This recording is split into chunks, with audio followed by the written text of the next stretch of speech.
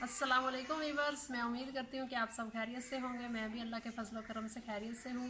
तो शुरू करते हैं आज का व्लॉग। तो आज के व्लॉग में हम कपड़े धोने जा रहे हैं ट्यूबवेल पर।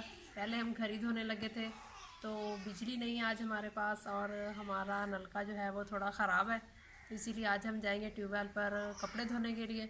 और क्योंकि आज ज़मीनों पर पानी लग रहा है, तो इसीलिए हम कपड़े भी साथ में धोएंगे और ज़मीनों पर पानी लगता हुआ भी आपको दिखाएंगे। तो शुरू करते हैं आज का व्लॉग।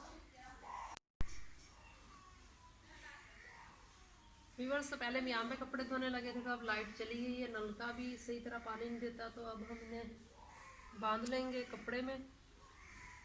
तो जाएंगे ट्यूबवेल पर कपड़े धोने के लिए।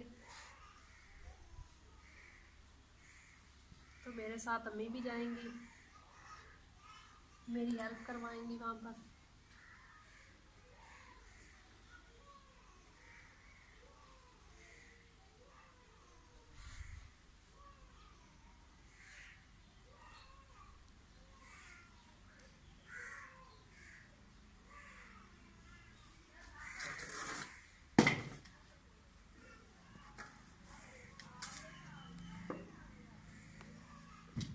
तो साबुन भी हमने ले लिया और सर्फ भी ले लिया कपड़े धोने के लिए, वहाँ इन्हें इस्तेमाल करेंगे।